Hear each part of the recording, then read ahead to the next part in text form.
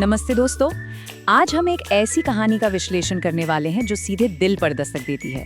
बेहद खूबसूरत audio drama भालोबाशार घरबाड़ी। ये बस एक आम सी लव स्टोरी बिल्कुल नहीं है। ये असल में उस एहसास की खोज है जिसे हम घर कहते हैं। तो चलिए बिना किसी देरी के सीधे इस जज्बाती और प्यारे से सफर में चलते हैं और इसकी गहराइयों को एक एक करके समझते हैं। शुरुआत करते हैं इस कहानी के मुख्य किरदार लाथिन के एक बेहद पावरफुल और सीधे दिल में उतर जाने वाले डायलॉग से। उसने कहा था, जब से तुम 2 चोटी बनाकर ट्यूशन आने लगी, मुझे समझ आ गया, वही मेरा ऑक्सीजन है, वही मेरा घर है। सोचिए जरा, इस एक लाइन में कितना वजन है। ये सिर्फ किसी के लिए आकर्षण नहीं है, ये एक ऐसे अनाथ लड़के की बरसों की तलाश का अंत है जिसे अपना ठिकाना, अपना घर ईंटों की दीवारों में नहीं बल्कि एक इंसान में मिल गया है। अब हमारी दूसरी किरदार मिनी को समझने के लिए पहले हमें उसकी दुनिया को देखना होगा जहां वो पली बढ़ी है। वो आती है एक एकानुबोर्ती परिवार से, यानी एक टिपिकल शोर शराबे वाला संयुक्त बंगाली परिवार। हम सब जानते हैं ना, ऐसी जॉइंट फैमिली का वाइब कैसा होता है।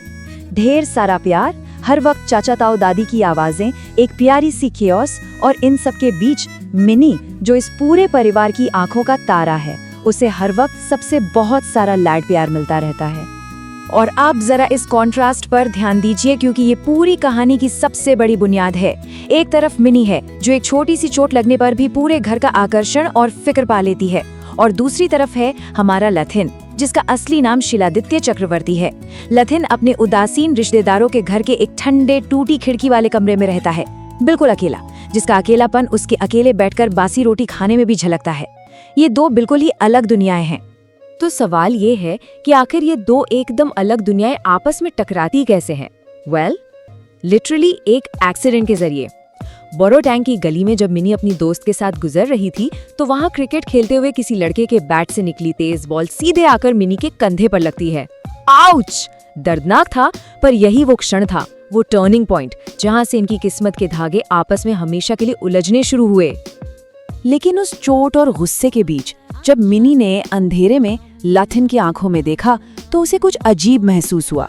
उसने उन आंखों को जंगली काले पहाड़ों जैसा बताया, शांत, उलझी हुई, जहां थकान हर रोज डुबकी लगाती है।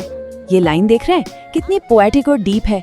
मिनी को उसमें एक ऐसी अजीब सी थकान और गहराई दिखी जिसने दर्द और गुस्से को पीछे छोड़कर उसके अंदर एक इंस्टेंट और मेस्मराइजिंग कनेक्शन पैदा कर दिया। उस दुर्घटना के बाद का माहौल देखिए। जब मिनी घर आती है तो उसके आसपास फिक्र करने वालों की भीड़ लग जाती है, पर लाथिन, वो अपने उसी अंधेरे कमरे में इस हद तक पछतावे में डूबा था कि उसने उस रात खाना तक नहीं खाया। क्यों? क्योंकि उसने अनजाने में उसी लड़की को चोट पहुंचाई थी जिसे वो पिछले 2 साल से चुपचाप बहुत दूर से चाहता था। सोचो उसके अकेले दिल पर क्या गुजर रही होगी उस वक्त। लाथिन की इस अजीब सी उदासी और शांति को पूरी तरह से समझने के लिए हमें उसके बचपन के उस ट्रेजेडी को देखना होगा जो किसी को भी रुला दे। 6 साल का था तो स्पिनिंग टॉप यानी लट्टू का टूर्नामेंट जीतकर लाथिन नाम पाया। खुशी थी पर बस कुछ दिन की। 7 साल की उम्र में उसने अपनी माँ को कैंसर से खो दिया, और 8 साल का होते होते एक सड़क दुर्घटना ने पिता को भी छीन लिया। इतनी छोटी सी उम्र में उस बच्चे ने अपनी पूरी दुनिया, अपना सब कुछ खो दिया था। पर कहते हैं ना, थोड़े अंधेरे के बाद रोशनी जरूर आती है। टेंशन से शुरू हुई ये कहानी अब एक बहुत ही स्वीट से मोड़ पर आती है। एक दिन बड़ी हिम्मत जुटाकर लथन निर्मल सर के ट्यूशन सेंटर पर मिनी के पास माफी मांगने आता है, और इस घबराहट भरी माफी के साथ वो क्या लाता है? चुरमुर, एक बहुत ही आम सा स्ट्रीट फूड। ये डर और घबराहट भरी छोटी सी पेशकश इनके बीच के जमी हुई बर्फ को बिल्कुल पिघला देती है। इनके रोमांस की टाइमलाइन देखिए, बहुत ही नेचुरल और ऑथेंटिक है। पहले वो दर्द देने वाली क्रिकेट बॉल, फिर चुरमुर स्ट्रीट फूड के साथ एक डरती कंपाती माफी, और फिर धीरे धीरे एक दूसरे की तरफ अपने आकर्षण को घबराते हुए स्वीकार करना।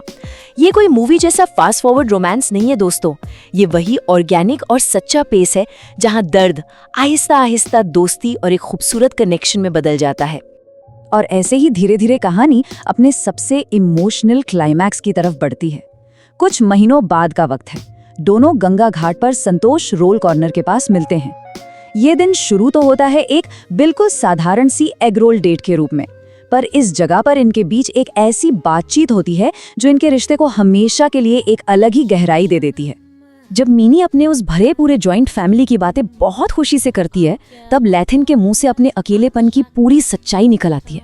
उसने कहा, मेरा घर तुम्हारी जैसा नहीं है, मेरा कोई घर नहीं है। पिछले 8-9 सालों से मुझे प्यार करने वाला कोई नहीं रहा।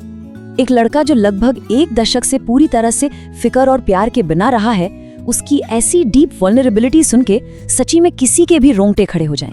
लथिन को इतना सच्चा और खुला हुआ देखकर मिनी भी अपना एक गहरा जख्म उसके साथ शेयर करती है। वो बताती है अपने पहले प्यार अभिनव के बारे में। उसने हिम्मत करके अपनी जिंदगी का पहला लव लेटर उस लड़के को दिया था, पर बदले में क्या मिला? उस लड़के ने सबके सामने न सिर्फ उसे बुरी तरह रिजेक्ट किया, बल्कि उस खत के सबके सामने टुकड़े टुकड़े करके हवा में उड़ा दिए। ये मिनी के पास्ट का एक बेहद दर्दनाक और ह्यूमिलिएशन से भरा किस्सा था। लेकिन दोस्तों, अब आता है इस विश्लेषण का सबसे बड़ा, सबसे खूबसूरत सच। मिनी को हमेशा से लगता था वो खत और उसके फीलिंग्स वहीं उस दिन खत्म हो गए, पर लैटिन ने बताया कि उस दिन उसने जमीन से उस फटे हुए खत के सारे टुकड़े एक एक करके उठाए थे और घर आकर अकेले बैठकर सिर्फ एक सेलो टेप की मदद से उन्हें वापस जोड़ दिया था। मतलब उसने चुपचाप मिनी के उस टूटे हुए दिल को जोड़ा था। ये एक एब्सोल्यूट टीयर जका मोमेंट है। और असल में यही तो होती है सच्ची फिक्र, किसी और के फाड़े हुए खत को चुपचाप जतन से वापस जोड़ना, या फिर आने वाले डांस कंपटीशन की चिंता करते हुए मिनी को अपना गर्म स्वेटर पहना देना। ये सारे एक्ट्स ऑफ केयर हमें बताते हैं कि उन्होंने आपस में ही एक दूसरे को अपनी परमानेंट फैमिली चुन लिया था, एक ऐसी जगह जहां वो सेफ थे और उनकी सच्चे दिल से परवाह की जाती थी। इस दिल छू लेने वाले ऑडियो ड्रामा को हम सब तक लाने के लिए एक पूरी बेहतरीन टीम ने काम किया है। रिद्धि की लिखी हुई इस स्लाइस ऑफ लाइफ कहानी को मोहर के डायरेक्शन ने ऐसी खूबसूरती से जिंदा किया है कि क्या बताएं। और सच में चित्रांगी रॉय, अभिक घोषाल और बर्नीशा भट्टाचार्य की आवाजों ने मिनी, लातिन और पियू के किरदारों में ऐसी सजीव जान डाली है जिसे हमने महसूस किया। इन सभी को इस जादू के लिए क्रेडिट देना तो पूरी तरह बनता है। तो इस पूरे विश्लेषण को खत्म करने से पहले ये लंबा और इमोशनल सफर हमें एक आखिरी सवाल के साथ छोड़ जाता है। क्या घर सच में सिर्फ ईंट, सीमेंट और पत्थर की 4 दीवारों से बनता है, या घर वहाँ होता है जहाँ वो लोग होते हैं जो हमारी सारी कमियों और टूटे हुए हिस्सों को जानते हुए भी हमें बेपनाह प्यार करना चुनते हैं? इस बारे में थोड़ा रुककर जरूर सोचिएगा। आशा है इस कहानी का अनुभव आप सबके लिए उतना ही खास रहा होगा जितना मेरे लिए। अपना ध्यान रखिएगा।